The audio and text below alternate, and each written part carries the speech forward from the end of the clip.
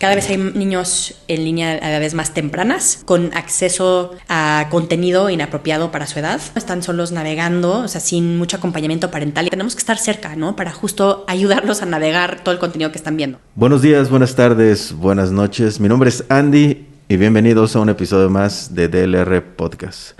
Hoy nos acompaña Ana Paola Ruiz, quien es directora de promoción de Fundación Freedom. ¿Qué tal? ¿Cómo estás, Ana? Muy bien, muchas gracias. Encantada de estar aquí contigo. Bueno, para que la gente conozca un poco sobre tu trabajo, todo lo que hace Fundación Freedom, ¿qué es la Fundación Freedom? Fundación Freedom es una organización que nos dedicamos a prevenir la violencia sexual contra niñas, niños y adolescentes. Vemos varios temas: el abuso sexual, la explotación y la trata de personas. Y tenemos un proyecto que está a mi cargo, que es el Freedom Squad, que es un colectivo de gamers, creadores de contenido, que justo nos ayudan a ver el tema de violencia digital, ¿no? O de prevenir la violencia digital. Ahora ya no nada más vemos la explotación y el abuso como en el mundo físico, ¿no? Pero ha crecido de forma importante en el mundo digital y también ya estamos nosotros teniendo proyectos importantes en este tema también. ¿Cómo nace Fundación Freedom? Fundación Freedom nace cuando mi jefe, que es Chovy Landeros, vio la película de Sound of Freedom, esta película maravillosa acerca, pues sí, justo de la trata de niños. Y justo le movió el corazón. Es un hombre que lleva muchos años trabajando por el bienestar de la infancia en México, generalmente en temas de discapacidad y de educación. Y cuando vio esta película dijo, no me puedo quedar sin hacer nada. Y nació Fundación Freedom. Entonces, pues Chovy ahora... siempre desde diferentes trincheras, pero ahora está en la trinchera de la protección de niñas y niños de la violencia sexual infantil. Bueno, yo tuve ya oportunidad de participar un poco ahí junto al Freedom Squad, el poder dar una charla en relación a la violencia digital y pues bueno, la seguridad y el entorno, ¿no?, al que están expuestos los niños. ¿Nos puedes hablar un poquito más sobre este trabajo del Freedom Squad? Claro. El Freedom Squad es uno de nuestros proyectos favoritos, la verdad. Es un proyecto que nació cuando nos empezamos a cuestionar cómo podemos realmente prevenir la violencia sexual digital, ¿no? O sea, qué mensajes, qué interlocutores necesitamos para llegar a nuestra población objetivo, porque generalmente desde las organizaciones somos adultos hablándoles a niños, ¿no? Sí. Y entonces pensábamos que lo teníamos que hacer mejor, ¿no? Que quizás no estábamos llegando con tanta fuerza. Y pensamos en la importancia de incluir a voces jóvenes, voces que conocían el mundo digital desde adentro, ¿no? Gente que conociera el lenguaje, el entorno, las aplicaciones, los videojuegos, o sea, que realmente estuvieran viviendo el mundo digital como lo hacen nuestros hijos. Y entonces pensamos justo en convocar a creadores de contenido jóvenes que pudieran hablar desde sus plataformas y desde sus redes y demás, de cómo prevenir la violencia sexual y cómo tener una vida digital segura. Al final del día lo que queremos es que los niños sepan cuáles son los riesgos y cómo cuidarse, que no viven en una burbuja. Al final todos tenemos una vida digital y el mundo digital está aquí para quedarse. Entonces lo que queremos es que ellos aprendan a reconocer focos rojos, a saber cómo cuidarse, y el Freedom Squad hace eso, ¿no? Son interlocutores, llevan el mensaje pero desde una voz joven, y no sabes cuánto nos ha ayudado a llevar el mensaje, a aterrizarlo. Ayer estuvimos en una conferencia en Monterrey con 1,000 alumnos de secundaria y no sabes cómo se emocionaban de verlos, de escucharlos. Los ven muy distinto a como ven a un papá, una mamá, un maestro, ¿no? Que es un adulto que quizás ven mucho más lejano.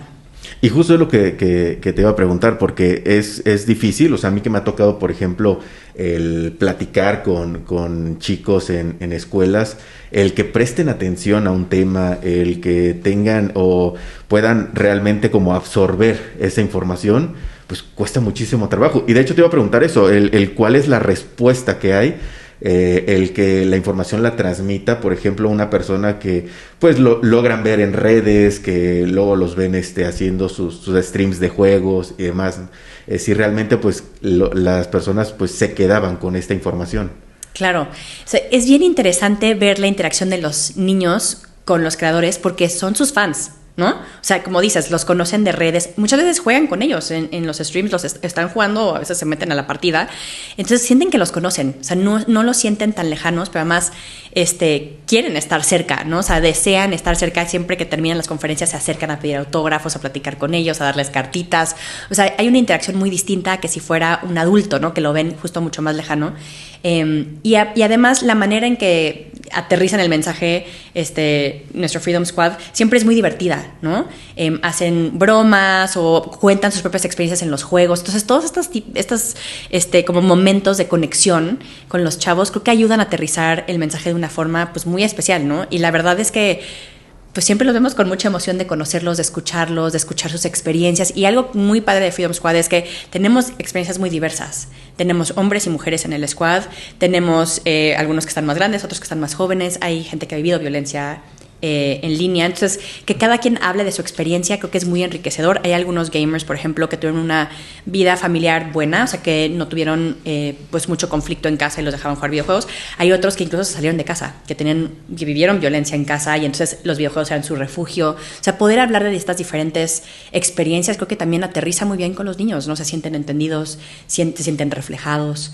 Entonces creo que eso nos ha ayudado muchísimo justo para ayudar a comunicar el mensaje de una manera que realmente llega a los niños. Y por ejemplo, en este caso, ¿solamente se busca el informar o están buscando como también llegar como a identificar y canalizar algún caso que pueda surgir dentro de las mismas personas que se encuentran pues escuchando esta charla? Claro. O sea, nuestro primer objetivo es prevenir, o sea, dar información y que ellos puedan prevenir y tener conocimiento para identificar situaciones de riesgo. Pero sin duda, siempre en las conferencias hay gente que se nos acerca. Al final nos pasó contigo ahorita que estuvimos en Cancún, claro, ¿no? Sí. Siempre hay gente que al final se acerca, pueden ser maestros, papás, mamás, algunos niños, a contarnos casos, ¿no? Y ahí lo que hacemos es canalizar a nuestros aliados, ¿no? A nuestros aliados que están en investigación, a las autoridades, o sea, depende un poco del caso, pues ayudamos justo a que ellos reciban la atención que necesitan para la situación que estén viviendo, ¿no? Porque hay muchas situaciones diversas. Bueno, ahorita que mencionas esta parte de que son streamers y que, bueno, son gamers, pues se piensa que el público objetivo pues nada más va a niños y adolescentes, ¿no?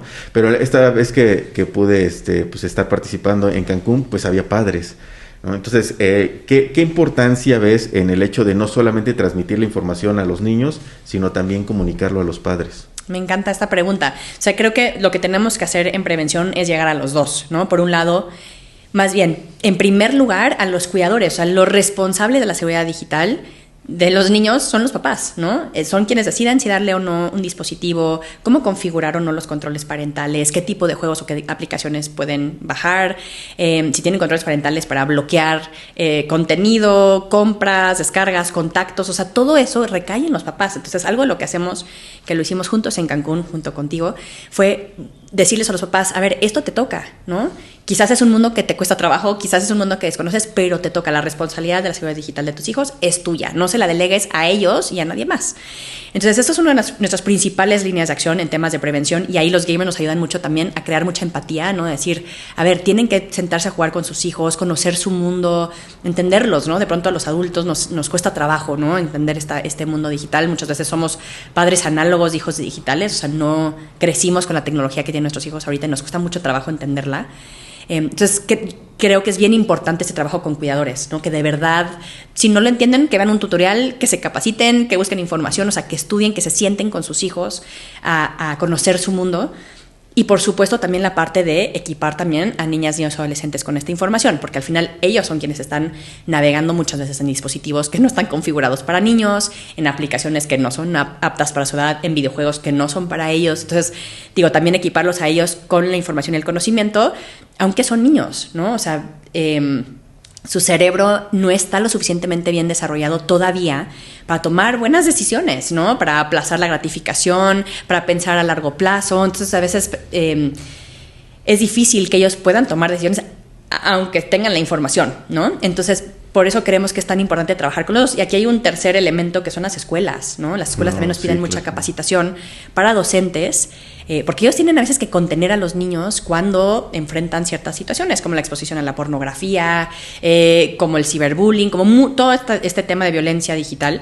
Quienes contienen son muchas veces las escuelas, ¿no? Entonces, es como tratar de capacitar a toda la cadenita de actores involucrados para que entre todos podamos ser un frente común y todos estemos lo suficientemente preparados para ayudar a que los niños tengan un entorno digital seguro. ¿Qué respuesta han tenido por parte de los padres, por ejemplo, al momento en el que pues reciben toda esta información? Creo que hay una gran variedad de respuestas. Hay papás muy preocupados y de verdad muy hambrientos por tener esta información. O sea, quieren que les enseñes cómo activar los controles parentales paso por paso, casi que un tutorial, y te llevan sus dispositivos para que tú les ayudes a hacerlo. Se les configure en el lugar. Sí. Que se los configures tú. Lo que sí es bien importante es saber que ningún control parental es 100% eficiente, ¿no? Al final los controles parentales se pueden desactivar, se puede conseguir otro dispositivo. O sea, al final nosotros siempre le apostamos en Fundación Freedom por la crianza digital. O sea, crear un entorno de confianza con nuestros hijos, hablar, ser vulnerables, crear confianza, o sea, de verdad acompañar desde una relación, ¿no? No tanto desde el control. Pero bueno, claro que los controles parentales son importantes y vemos a papás preocupados. Este es como un grupo de papás. Vemos a papás ausentes también, o sea, papás que no van a estas pláticas, a papás que no participan en los chats de las escuelas, que son muchas veces los papás de los niños que están en lugares que no deberían de estar, ¿no? Son papás que dan dispositivos a una edad muy temprana, que no los configuran para niños. Y eso yo diría que son los papás a los que nos cuesta trabajo llegar, porque son los que no le dan quizás la importancia que debe tener este tema en casa. Y bueno, y luego hay papás que ya han vivido esta situación, ¿no? Y que se acercan ya quizás muy tarde, ¿no? Pero piden ayuda. Entonces, vemos de todo, la verdad. Creo que nunca es tarde. O sea, nunca es tarde para tomar decisiones importantes en familia de cómo cuidar a nuestros hijos. Pero entre más temprano, mejor, ¿no? O sea, nosotros siempre decimos, o sea, si tu hijo está en preescolar, de todos modos ven a las capacitaciones. O sea, como que no lo veas demasiado lejos. Siempre hay algo que podemos hacer. La vida digital está muy cercana, o sea, aunque sea que tu hijo está viendo videos en YouTube y está muy chiquito, o sea, tienes que saber qué hay en YouTube, cómo configurarlo para niños, si es o no un lugar para la edad de tu hijo, ¿no? Por ejemplo, y cómo revisar el contenido. Entonces, nunca es demasiado temprano para empezar, ni demasiado tarde para empezar, y creemos que es bien importante que los papás de verdad tomen su responsabilidad en este tema.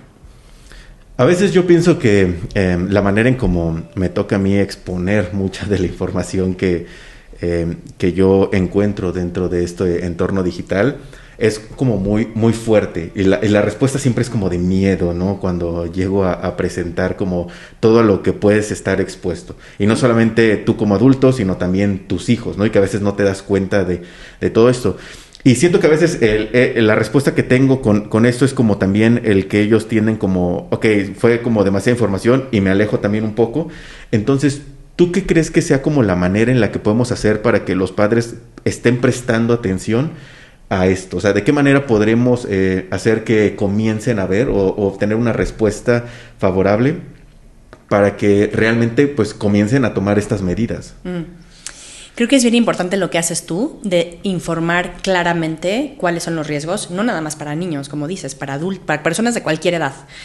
Sin duda los niños están más expuestos porque tienen menos herramientas y menos conocimiento de qué podrían hacer, pero sin duda todos estamos expuestos.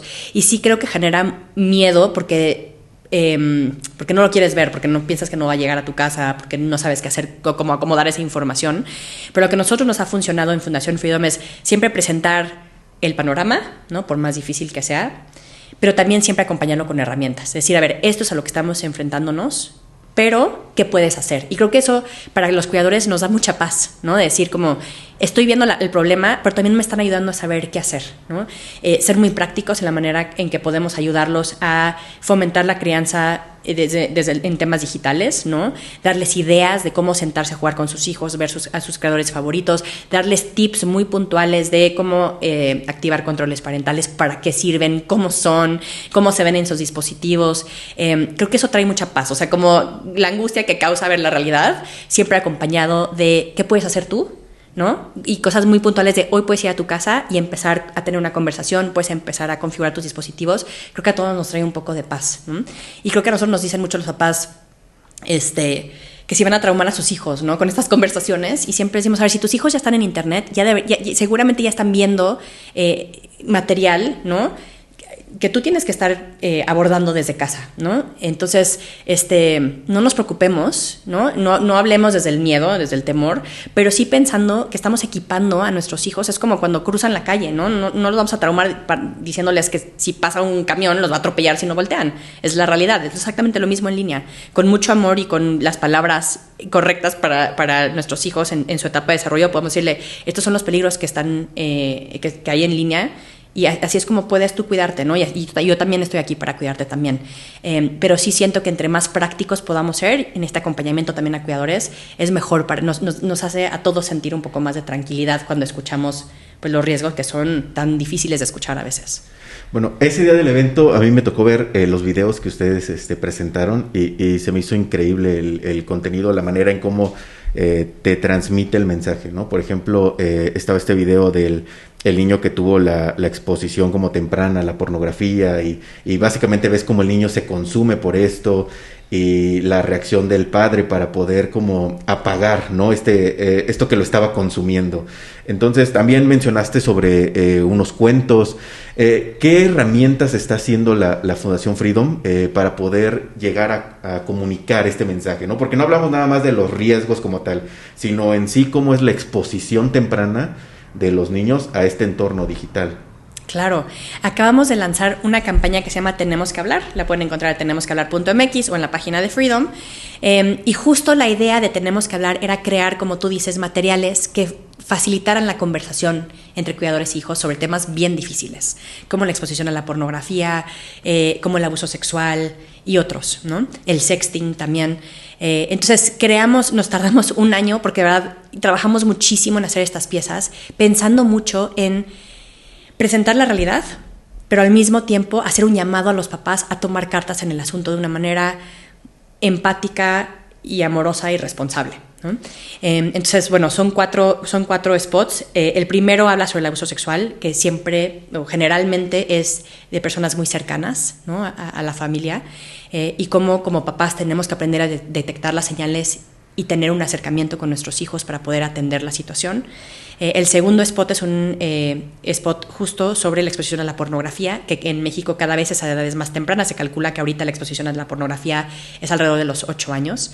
Y justo cómo podemos nosotros también acercarnos, tener estas conversaciones y ser nosotros ese adulto que contenga, ¿no?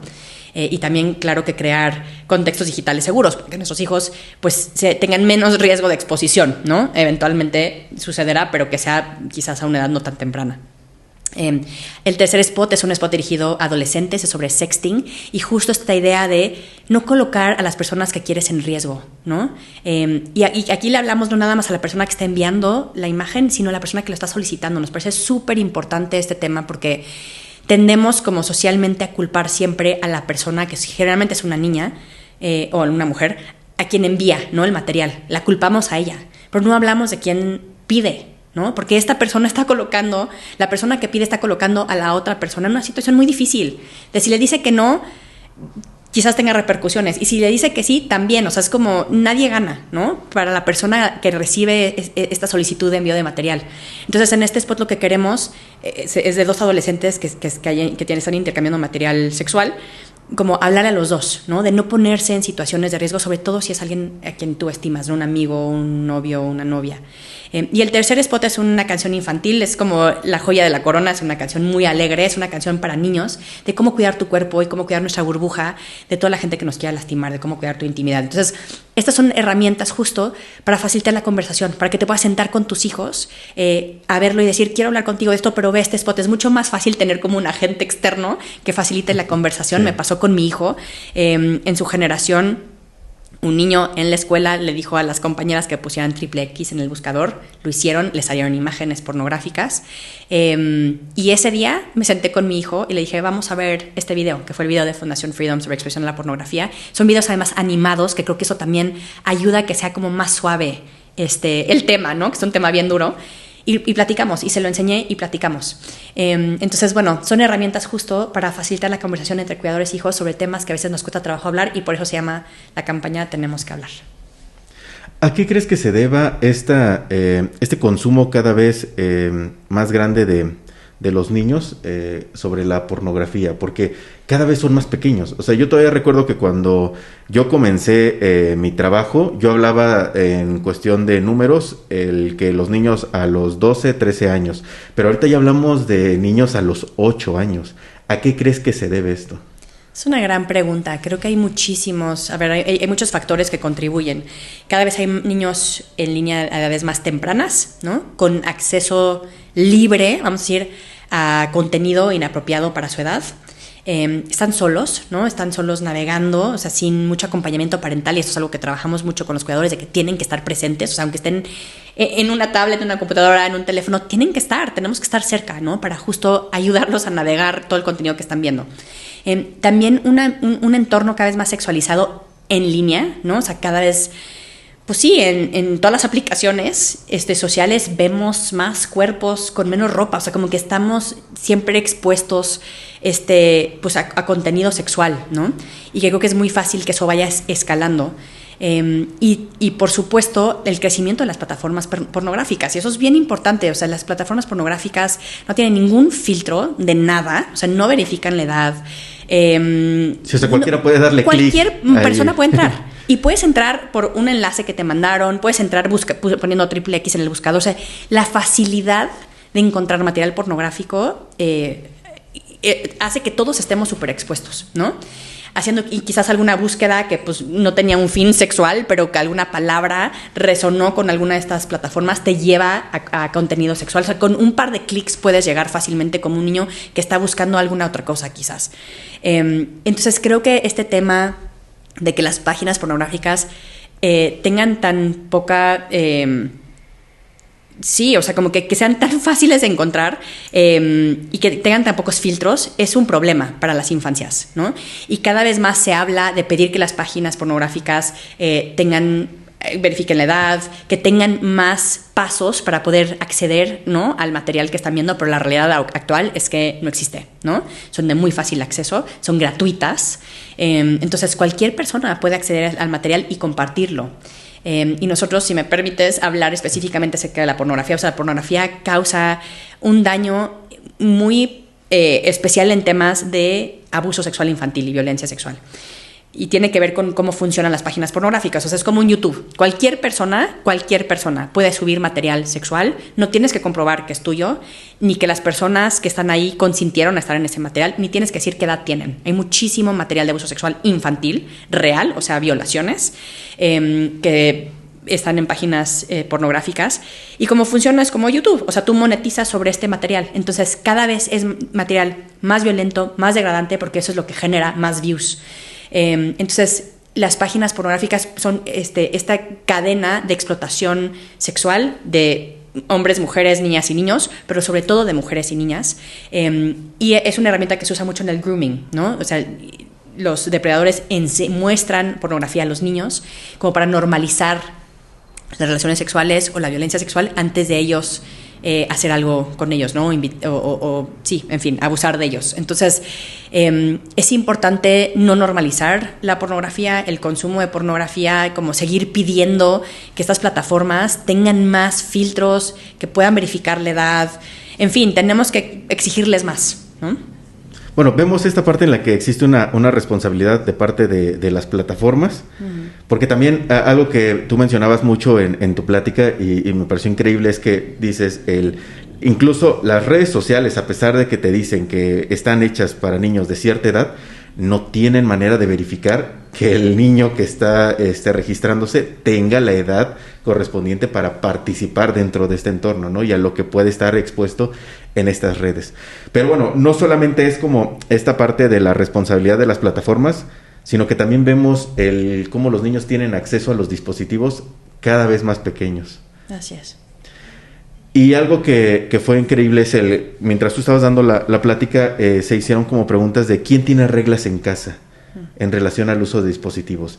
Entonces, ¿tú qué recomendación darías en cuestión a qué edad consideras que es bueno que ellos comiencen a tener como este contacto con un dispositivo? ¿De qué manera tendría que ser el uso responsable de este dispositivo? Es una gran pregunta, Andy. A ver, o sea, ya hay evidencia como científica acerca de el impacto que tienen las redes sociales y los dispositivos electrónicos en las infancias, ¿no? Y justo el año pasado salió un libro buenísimo que se llama La generación ansiosa, ya con mucha evidencia, ¿no? Ya no es como que suponemos que tal vez los afecte, no, ya hay evidencia. Y entonces lo que sugieren es aplazar.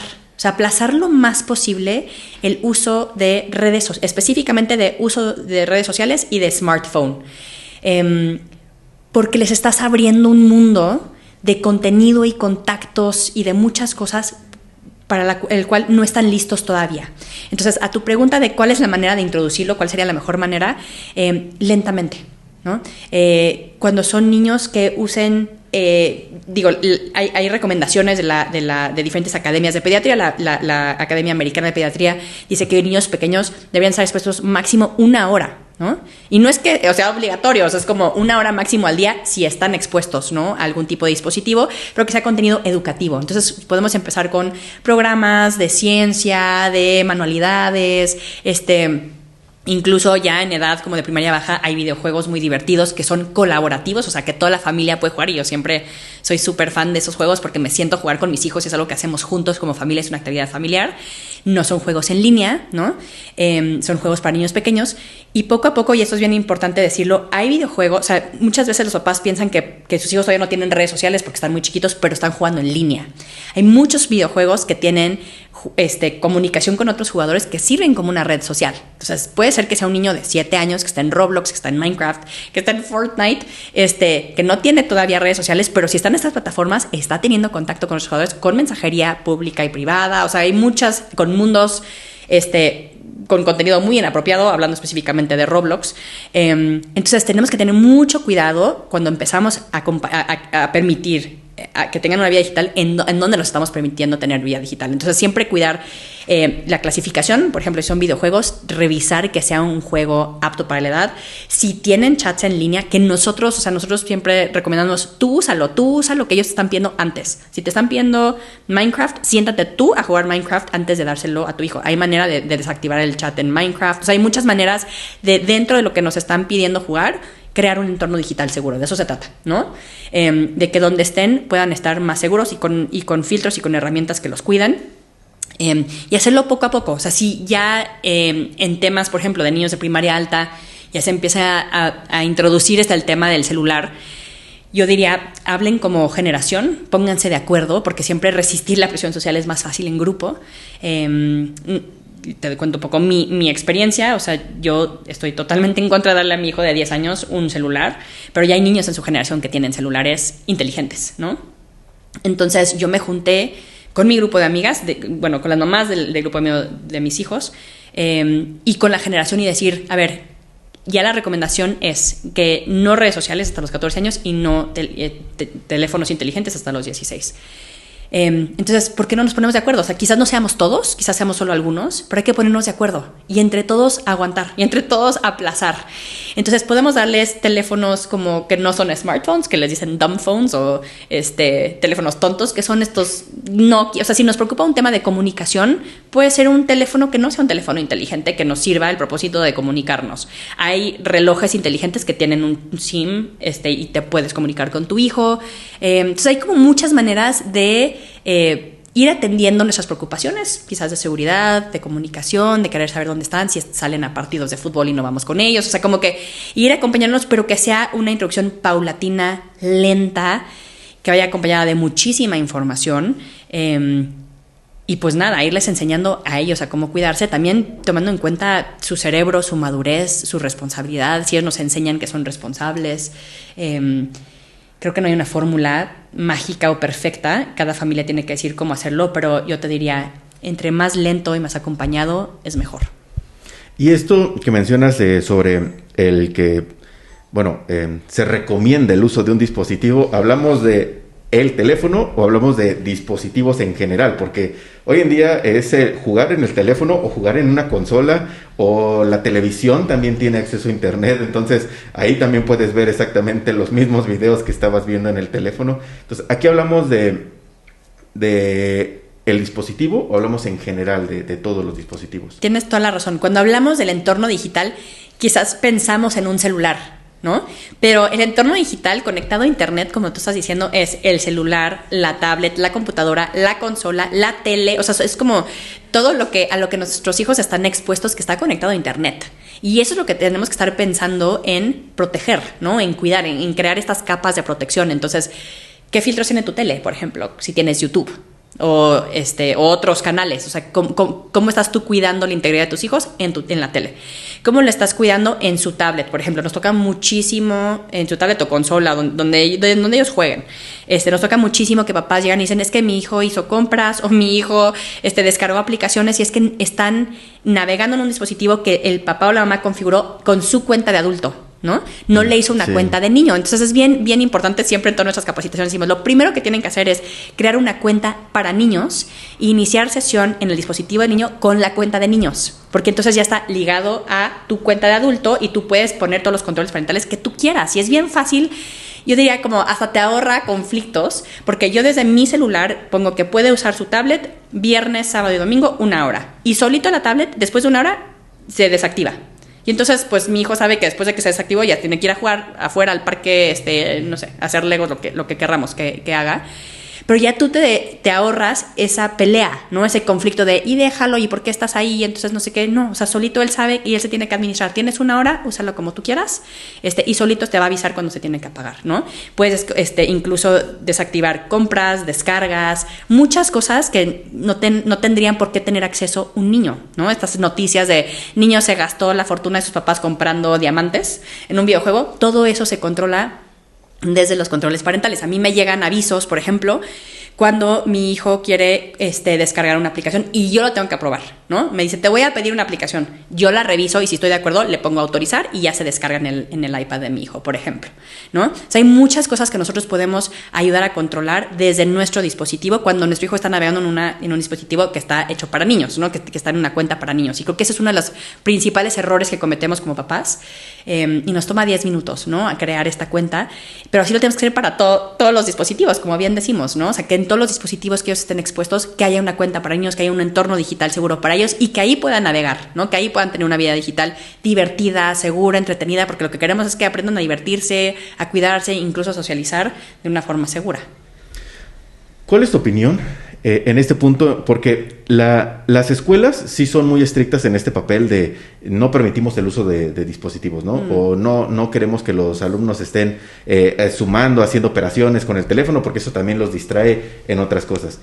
Pero también las mismas escuelas son, la tarea la mandé por una plataforma, hoy tenemos clase en línea, y hablamos de un nivel desde primaria, no necesitas que la secundaria o la preparatoria, o sea, hablamos de nivel primaria, en donde las mismas escuelas, por cuestión de tiempos y demás, se van a que sus hijos me tienen que enviar esto por a través de sus Google Docs o la clase va a ser por Meet, tienen ya un entorno digital porque así lo vivieron en pandemia y se les hizo una manera también sencilla de poder comunicarse a distancia por si el profesor no asiste o alguna cuestión así. Entonces, ¿cuál es tu opinión en relación a cómo se tiene que manejar esta parte del entorno digital con las escuelas? Creo que las escuelas las compadezco porque siento que están viviendo pues un momento histórico bien difícil de intentar navegar como el mundo digital, por la educación, por el crecimiento de esta generación pues nativa, digital, en fin, creo que tienen un gran reto. Diría un poco lo mismo que con los papás, o sea, creo que entre más lento mejor. O sea, yo no veo la necesidad de que un niño de preescolar esté aprendiendo una tablet, por ejemplo, o sea, creo que hay muchas opiniones diversas, pero bueno, te voy a dar mi perspectiva en particular. Creo que entre más lento mejor, o sea, entre más paulatino puede ser la introducción de tecnologías mejores, simplemente darles a los niños tiempo para que su cerebro madure, para que aprendan a tomar mejores decisiones, para que aprendan a vivir offline, ¿no? O sea, a disfrutar su vida offline. Hay muchas habilidades que tienen que desarrollar, ¿no? Físicamente, emocionalmente, mentalmente, en la primera infancia, ¿no? Pues sí, en sus primeros años de vida. Y creo que la tecnología en ese momento no es necesaria, ¿no? Y creo que siempre nos tenemos que preguntar eso. ¿Es realmente necesario? Esa es una pregunta que le hago mucho a mi hijo cuando me empezó a preguntar que por qué él no tenía celular, ¿no? ¿Para qué lo quieres? O sea, ¿para qué lo necesitas? ¿No? Y creo que nos tenemos siempre que preguntar eso cuando hablamos de niños, ¿no? ¿Para qué lo necesitamos? ¿Realmente es necesario? Sí, ok, adelante, veamos la forma de hacerlo, incluso para las escuelas. Quizás hay alguna habilidad que quieren desarrollar, está padrísimo usar la tecnología, tenemos muchísimos avances, además tecnológicos, que se pueden aprovechar, pero quizás en algunos momentos digamos, no es necesario, ¿no? No es necesario exponerlos a una edad tan temprana a ciertos dispositivos, ¿no? Entonces, yo diría lo mismo que a los papás, aplacemos lo más posible, o sea, hagámoslo de una forma muy lenta, paulatina, y siempre con acompañamiento. Y en las escuelas diría lo mismo, o sea, como siempre acompañando lo que tú estés introduciendo en temas de tecnología a los papás y a los niños, porque además, pues también tienes que equipar a los papás con herramientas cuando estás introduciendo cosas tecnológicas. Y no hay prisa, o sea, como que yo sí pienso que en primaria, baja y alta, o sea, y preescolar, no hay prisa. O sea, creo que es importante, uno, que no haya celulares, como decías, en la escuela, pero además todo lo que dejemos a través de plataformas, pensemos muy bien cuál es el propósito, si realmente es necesario, qué estamos aportando a la vida de los niños, y en base a eso tomar decisiones. Cuando estaban platicando el Freedom Squad en relación a cómo fue su experiencia al momento en el que ellos ingresan a este entorno de los videojuegos, escuchamos dos historias diferentes. Una en donde Extreme estaba contando sobre cómo él estaba jugando y su papá lo acompañaba y él no pasaba una hora, ¿no? Sino tenía un poco más de tiempo de estar jugando y su papá estaba detrás de él, incluso se había quedado dormido y para él fue una experiencia pues completamente distinta el tener como el acompañamiento siempre de su papá dentro de este entorno, y eso básicamente lo lleva a él a dedicarse por completo a esta parte de los videojuegos. Pero también tenemos la otra parte en donde la prohibición llevó a que pues a escondidas tuviera que ir buscando con amigos el cómo jugar o tener este acercamiento al entorno de los videojuegos. Entonces, ¿cómo crees que se tiene que manejar esta parte del equilibrio? Porque pues ahí básicamente tenemos pues a dos personas que terminaron dentro del entorno de los videojuegos, pero el entorno en cómo inició esto fue completamente diferente de uno. Básicamente vas de un extremo a otro. Claro. O sea, me parece súper importante pensar como papás en la gran responsabilidad que tenemos, en el gran impacto que tenemos en la vida de nuestros hijos, ¿no? Como bien mencionas, nosotros trabajamos con muchas historias en Freedom Squad, pero hay personas como Extreme que vivieron en una casa en donde no se les prohibieron los videojuegos, sino que los acompañaron, ¿no? Fueron papás presentes, ¿no? Que quizás no se sentaba su papá a jugar Halo con él, pero decía, yo aquí te veo y quiero que me expliques y que me cuentes. Y Extreme además te lo cuenta con mucha gratitud, ¿no? De que su papá siempre lo acompañó y que estaba y que a veces se quedaba dormido, pero que lo acompañaba. Y tenemos historias como la de Danae y otros, que incluso salieron de su casa a una edad muy temprana, con relaciones muy difíciles, ¿no? En casa, que hicieron que los videojuegos fueran un refugio. Más que un entretenimiento, era su refugio, era su lugar seguro, ¿no? Y eso porque hubo mucha prohibición desde casa, ¿no? Y eso no hizo que Danae dejara de jugar, ¿no? Al contrario, más bien hizo que lo hiciera en lugares con más riesgo. Y eso creo que es algo que tenemos que entender los papás. O sea, cuando nosotros prohibimos y cuando abordamos las cosas desde el miedo, desde el control, desde la prohibición, no estamos evitando que nuestros hijos hagan lo que queremos que no hagan. Están encontrando una manera más riesgosa de hacer lo que quieren hacer. Porque él se salía de la escuela, se salía en las tardes, iba a casa de un amigo, vivió en casa del amigo unas semanas con tal de jugar videojuegos. O sea, se colocaba en situaciones de riesgo con tal de hacer lo que él quería hacer, y su mamá pues nunca se enteró, ¿no? Entonces, para mí el tema del equilibrio es bien importante. Quiero pensar que todos los papás y mamás lo hacemos desde un lugar de querer cuidar a nuestros hijos, y querer tomar las mejores decisiones, y de pronto nos gana el miedo y nos gana la ansiedad, y por eso somos como mucho más controladores, pero la verdad es que siento que siempre cuando buscamos el equilibrio, cuando buscamos la empatía, cuando buscamos entender a nuestros hijos, es mejor, ¿no? Crear un espacio seguro en casa es lo que deberíamos de estar buscando, y tratar de negociar tratar de escuchar sus razones, tratar de entender sus deseos, sus intereses, y encontrar un acuerdo, llegar a un acuerdo juntos, ¿no? También pensando en que ellos son sus propias personas. O sea, al final estos dos creadores terminaron dedicándose a los videojuegos. O sea, fue una pasión que tenían desde niños, y terminaron en este mundo, ¿no? Nada los detuvo. Entonces también pensar en, nosotros estamos aquí para acompañarlos. ¿no? Quizás ellos ya tienen pues su propia programación y nosotros estamos aquí para cuidarlos, para protegerlos, para crear un entorno seguro y ayudarlos a tomar las mejores decisiones, y creo que debemos como papás enfocarnos en temas digitales y de equilibrio en eso. ¿Cómo puedo equiparte yo como papá a ti para tomar buenas decisiones, para tener una vida equilibrada? Y eso, digo, desafortunadamente se nos regresa a nosotros como papás. Nosotros tenemos que tener una vida equilibrada primero, ¿no? Nosotros, ¿cómo usamos el celular? Nosotros, ¿qué tanto estamos en la computadora, viendo la tele, viendo series, interrumpiendo conversaciones para estar contestando WhatsApps? O sea, eso ahora sí que es un reflejo. Nuestros hijos son un reflejo de nosotros, y creo que tenemos que tener mucho cuidado en qué estamos pidiéndoles a ellos y cómo lo estamos viviendo nosotros. Y eso me hace recordar que tú mencionaste incluso que tú tienes un control para qué tanto estás consumiendo, ¿no? Que hay momentos en los que tú estás en tu teléfono y ya te marca de ya llevas tanto tiempo aquí, y entonces, ok, ya como para que tu hijo vea que también tú tienes un control en relación a qué tanto consumes. ¿Qué tan importante entonces es el que como adultos también nosotros coloquemos esos límites con la conexión que tenemos? A mí me encanta ser vulnerable con mis hijos. O sea, es algo que quizás yo sentí que mis papás no fueron conmigo, y me costaba mucho trabajo porque los veía como lejanos, perfectos, fuertes todo el tiempo. Y algo que un gran aprendizaje en mi vida es ser muy vulnerable con mis hijos y ser muy abierta de qué me cuesta trabajo. Entonces, tener estas conversaciones de a mí me cuesta trabajo la tecnología también. Así, a mí a veces me cuesta trabajo desconectarme. Hay 2 aplicaciones que para mí son mi coco, porque me encantan, que son Instagram y YouTube. Y me puedo pasar horas en Instagram y YouTube. Entonces, yo tengo en mi celular diario, tengo un límite de 1 hora para ambas aplicaciones. O sea, cuando en alguna de las dos llegue a 1 hora, me sale un aviso en pantalla que dice ya alcanzaste tu límite y ya no me deja entrar. O sea, como que las pone en gris. Y me encanta cuando me sale como decías, mi aviso, y están mis hijos cerca, porque hasta los llamo para decirles ya me salió mi aviso, o sea, ya se me acabó mi tiempo. Porque para mí es bien importante que sepan que a cualquier edad nos toca tomar estas decisiones de qué me hace bien, o sea, qué me hace bien emocionalmente y mentalmente en mi vida digital, y qué herramientas tengo yo que tomar para tener una vida digital saludable, ¿no? O sea, no se acaba en la infancia. Apenas estamos empezando, ¿no? Y como adultos nos cuesta mucho trabajo también, a veces despegarnos, concentrarnos, priorizar, o sea, ya vivimos muy distraídos, ¿no? Entonces, para mí, esas son herramientas que me ayudan muchísimo a mí a concentrarme, a tener una vida equilibrada y además a ser un ejemplo para mis hijos de cómo yo también tengo límites, ¿no? No solo son ustedes, sino yo también.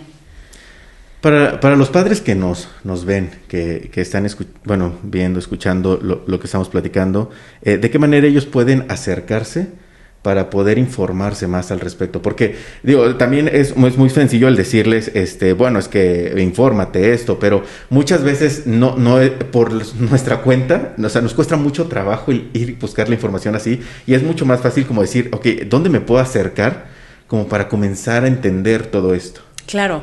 Pues mira, de entrada yo les diría sigan a Fundación Freedom en nuestras redes sociales, sobre todo en Instagram, que tenemos una comunidad de cuidadores muy importante e intentamos siempre estar subiendo tips, damos talleres, vamos a escuelas, referimos, por ejemplo, libros. O sea, hay un libro que a mí me encanta de Cristina Fortuny que se llama Creciendo entre pantallas. Ese libro a mí me encantó, búsquenlo, cómprenlo. Cristina Fortuny es una gran aliada de Fundación Freedom, escribió este libro justo para acompañar a papás, te explica como todos los riesgos digitales que existen, pero también qué puedes hacer desde casa. Incluso me encanta porque al final de cada capítulo te trae preguntas para como iniciar conversación en casa. Entonces, hay muchos recursos, siempre los estamos posteando en las redes de Fundación Freedom, pero también hay otras cuentas, ¿no? Hay una que se llama Protect Young Eyes, que también están en Instagram y tienen una plataforma importante. Siempre dan súper buenos tips. Digo, es en inglés, pero bueno, ellos siempre tienen tips de controles parentales, videojuegos, o sea, cosas muy prácticas para papás. Hay muchas cuentas, entonces creo que incluso se nos facilita también consumir este tipo de tips en manera digital, ¿no? O sea, queremos un video de 20 segundos que nos explique cómo hacer las cosas. Entonces creo que las redes sociales también son un buen lugar para encontrar esto.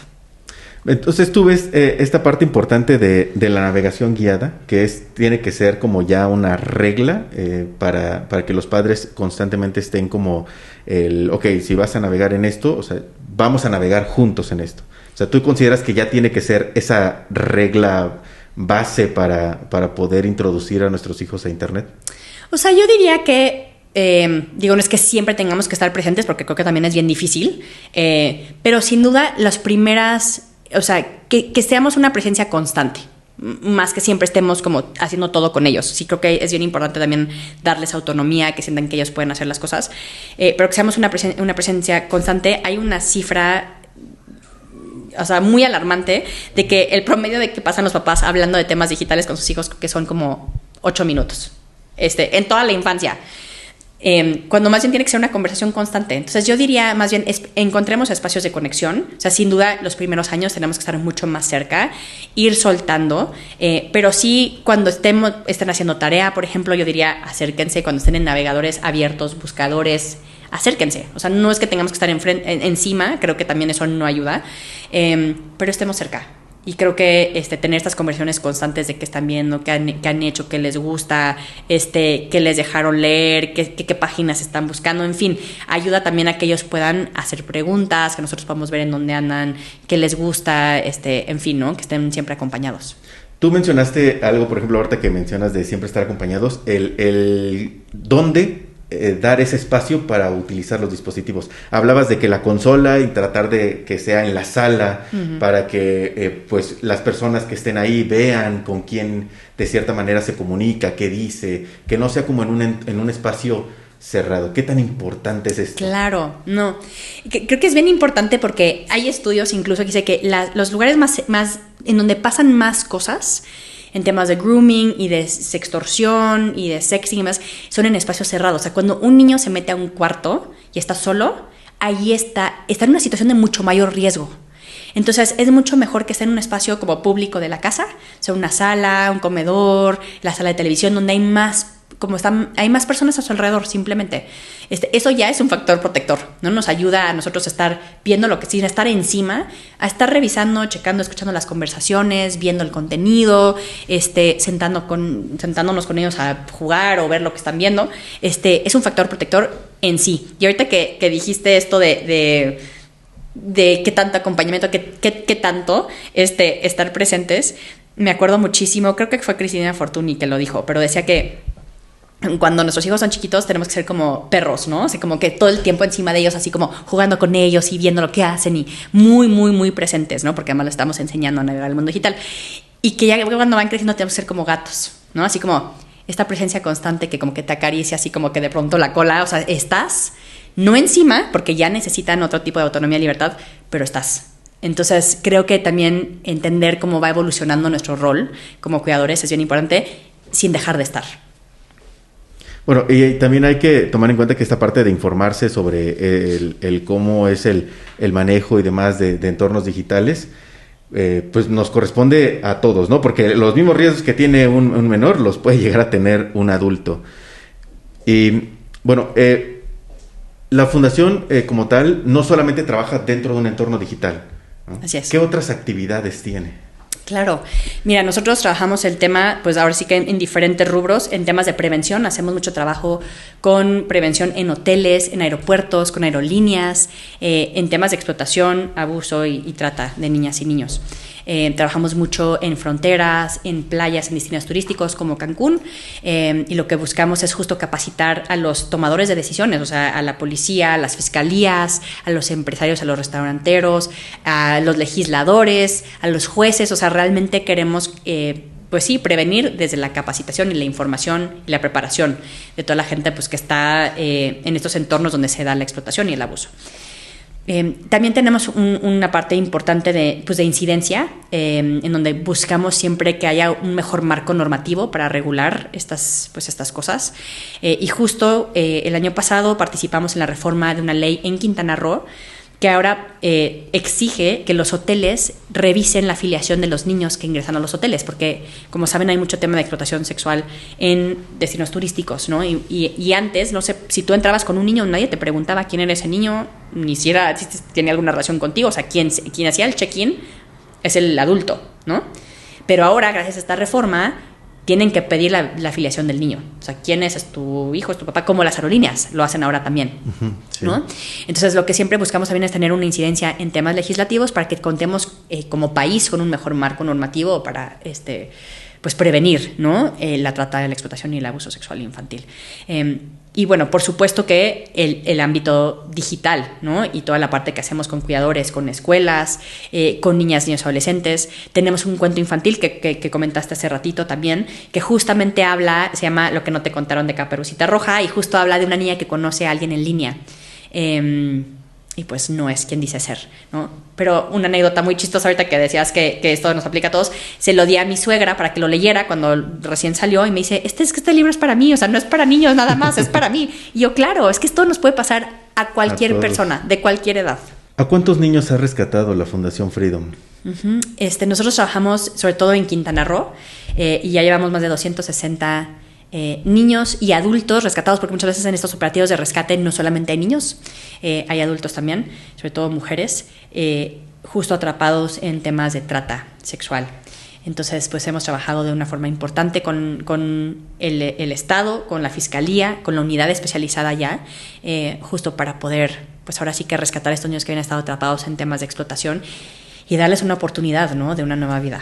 Se me hace algo increíble el trabajo que realizan y me refiero a de todos los puntos desde donde abordan todo esto. ¿De qué manera la gente que nos está viendo puede apoyar a la Fundación Freedom? Muchas gracias. Pues ahora sí que nuestro trabajo es gracias a nuestros donantes. Te puedes convertir en ángel de la guarda desde 100 pesos al mes con un cargo recurrente a tu tarjeta. También puedes hacer donativos únicos. Todo es a través de nuestra página, es www.fundacionfreedom.mx.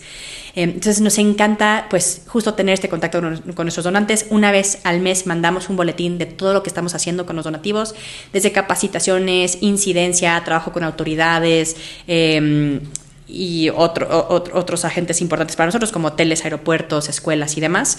Y tenemos una relación muy cercana con nuestros ángeles porque gracias a ellos hacemos todo lo que hacemos y nuestros logros son sus logros.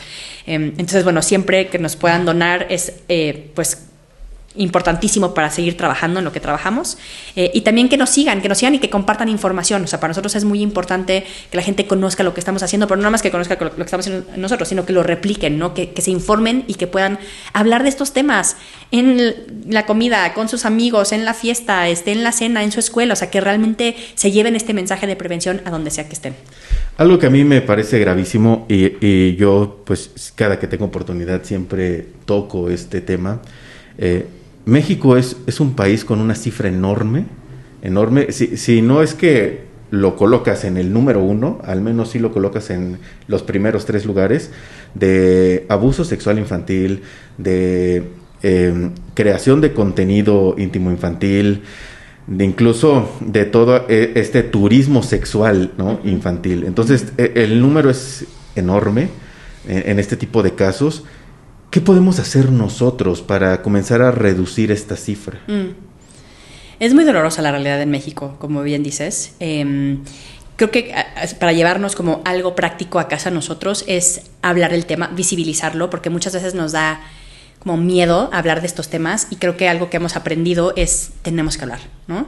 Tenemos que hablar siempre en casa, o sea, no pensar que esto no nos puede pasar a nosotros, nos puede pasar a cualquiera, muchas veces a manos de alguien en quien confiamos y que conocemos y que queremos. Entonces, entre más hablemos y visibilicemos esta realidad, protegemos, pero también traemos como luz y foco a la realidad, que creo que es bien importante. Entonces, hablemos en casa, de nuevo, en casa con nuestros amigos, con nuestros vecinos, de que esta es una realidad y qué podemos hacer para nosotros estar seguros, crear un entorno seguro y libre de explotación y de violencia en casa.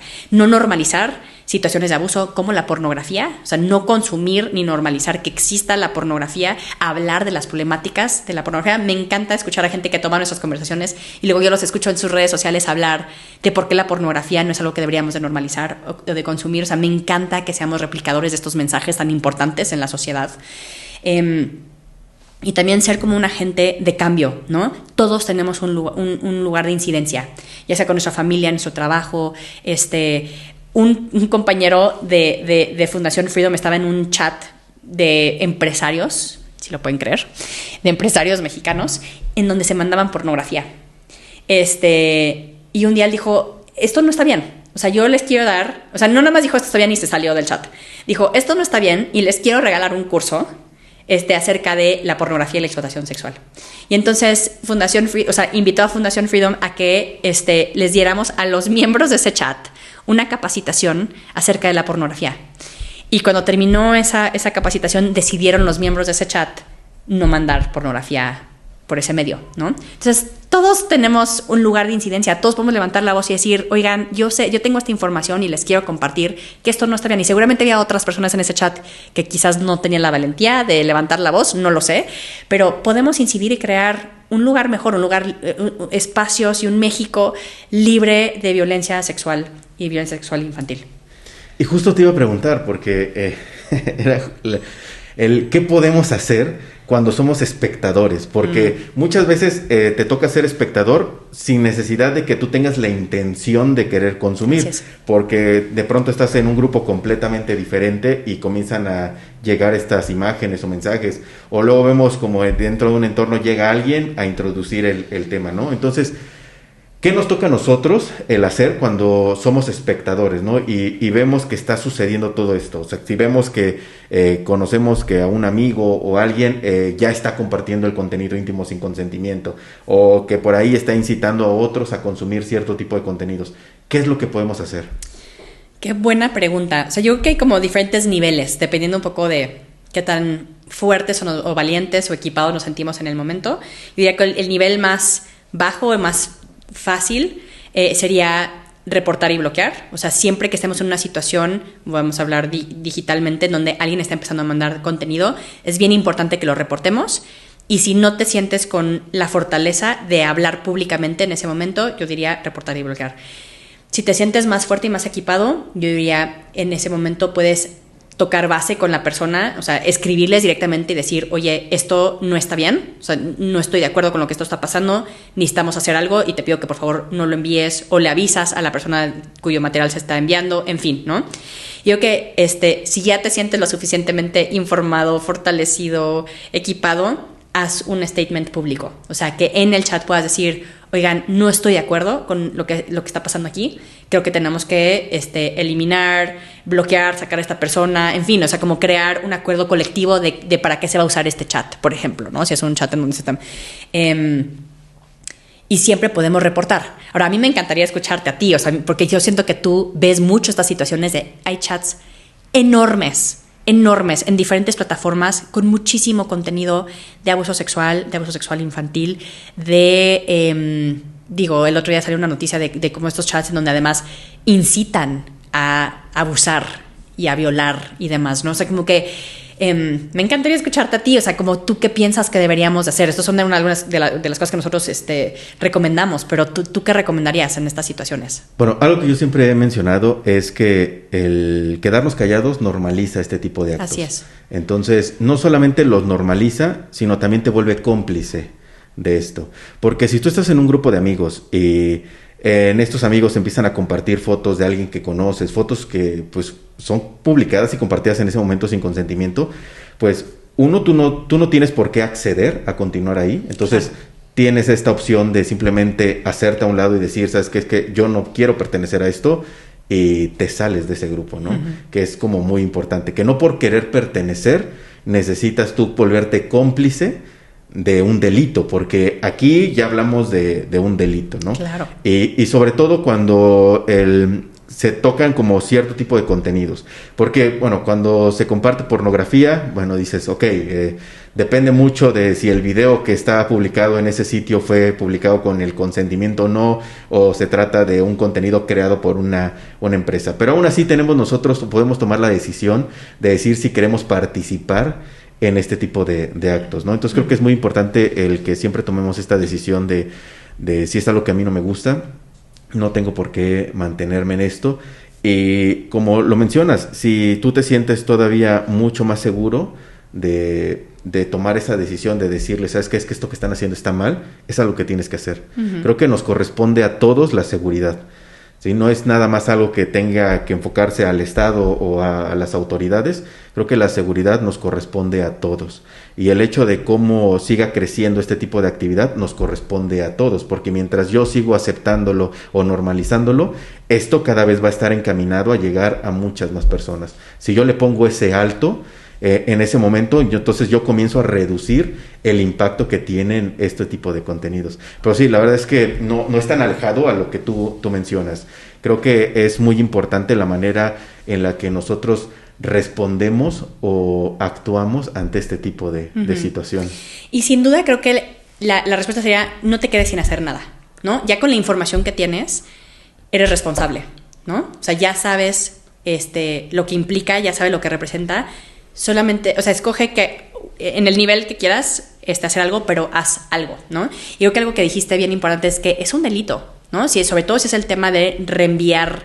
Bueno, si es pornografía, la mal llamada pornografía infantil, que realmente es material de abuso sexual infantil, es un delito también, pero reenviar y guardar o producir imágenes íntimas de alguien sin su consentimiento también es un delito. Entonces, como que no nada más es de que seamos buena onda o buenos ciudadanos del mundo, ¿no? Esto es un delito y no queremos ser cómplices de un delito, y creo que es bien importante justo lo que tú dijiste, no normalizar. Entonces, la respuesta sería, haz algo, escoge a qué nivel te quieres involucrar, pero haz algo, porque quizás de tu valentía dependan las respuestas también de otras personas que están ahí, ¿no? Recibieron el reconocimiento por el activismo que realizan por Woman of the Year. ¿Cómo te sientes con eso? Fue una gran noche para Fundación Freedom, que nos reconocieran por activismo social del 2024. Nos sentimos, pues sí, con mucha gratitud, con una gran responsabilidad. Nos encantó porque además pudimos dar el mensaje frente a nos invitaron a la gala de Women of the Year para hablar sobre Fundación Freedom. Y nos dijeron, tienen 5 minutos. Había muchísima gente de la industria del entretenimiento, o sea, era un auditorio como de 300 personas, todas de un mundo muy distinto al que nosotros nos movemos, o sea, eran gente de películas, series, del mundo de la belleza, o sea, gente quizás con quien no tenemos contacto mucho desde Fundación Freedom, y nos dijeron, úsenlos bien, o sea, usen estos 5 minutos para tocar la vida de estas personas que los van a escuchar. Y fue pues un gran reconocimiento, ¿no? De poder hablar del tema del abuso, de invitarlos a levantar la voz. Sacaron un artículo en Glamour, ¿no? Que es una revista que leen muchísimas mujeres, y lo que queríamos era llegar a estas mujeres. O sea, qué importante es, hablando de que todos tenemos un lugar de incidencia, que Glamour haya dedicado este premio al tema de prevención de abuso y trata, ¿no? O sea, que ellos dijeran, voy a usar mi revista, que además es una revista muy famosa que consumen muchísimas mujeres, para poner foco en este tema. Entonces nos sentimos muy honrados, muy agradecidos y con una gran responsabilidad de seguir abarcando más lugares e invitando a que la gente que tenga estos espacios tan importantes usen su voz para hablar de estos temas también. Eso es algo que siempre le pregunto a las personas que se convierten como en estos agentes de cambio. ¿Tu vida ha cambiado desde cómo era antes al trabajo que realizas ahora? Yo siento que este es mi propósito en la vida. O sea, desde que yo era muy chiquita decidí que me quería dedicar al tema de derechos humanos. O sea, toda mi vida me he dedicado al tema de derechos humanos y cada vez se vuelve más claro mi propósito, ¿no? O sea, como que siento que cada vez voy encontrando, pues, ¿para qué estoy aquí?, ¿no? Y entonces, no sé si claro que ha cambiado, pero más bien se ha ido aclarando esta pasión, ¿no?, que tengo. Y ahora, incluso siendo mamá, que creo que es algo que trajo una infinidad de cosas increíbles a mi vida, incluso me hizo más claro que este es mi propósito. Porque veo cómo incide lo que hago en la vida de mis hijos, en la vida de mi familia, en la vida de mi país. Y me hace estar más segura que esto es lo que quiero seguir haciendo por el resto de mi vida. ¿Hay algo que quieras comentarle a la gente que nos está viendo? Pues muchísimas gracias por su tiempo, por su atención. Por favor, ayúdenos a crear cambio, ¿no? A ser agentes de cambio y a crear entornos digitales más seguros por la niñez. Y gracias, Andy, por esta oportunidad. Si quieres volver a repetirnos las redes de Fundación Freedom, del Freedom Squad. Claro. La página de Fundación Freedom es www.fundacionfreedom.mx. En Instagram nos pueden encontrar como Fundación Freedom MX. Tenemos Twitter, Facebook y demás. Todo lo pueden encontrar desde nuestro Linktree o desde nuestra página. Y Freedom Squad tiene su propia página, que es freedomsquad.mx, y ahí viene todo el roster de nuestros gamers, creadores de contenido. Los pueden invitar a conferencias, los pueden seguir en redes también, y pues bueno, estamos para servirles. Muchas gracias por acompañarnos. La verdad es que para mí este tema en relación a los entornos digitales y más, para mí se abre a poder hablar de esto por horas, pero no tenemos tantas horas para poder estar aquí. Entonces te quiero agradecer mucho por haber estado presente aquí en el episodio, el poder hablar sobre el trabajo que realizan. Y bueno, más que agradecer por toda la labor que ustedes hacen, porque no solamente se trata de ir y dar charlas para informar, sino realmente están haciendo acciones que están cambiando la vida de muchas personas.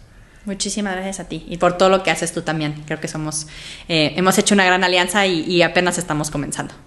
Bueno, agradezco porque hayan llegado hasta el final del episodio. Ya nos estaremos viendo en un episodio más. Y recuerden que lo digital es real y que siempre hay que mantenernos cerca y acompañar a nuestros hijos en este entorno digital. Nos vemos en el siguiente episodio.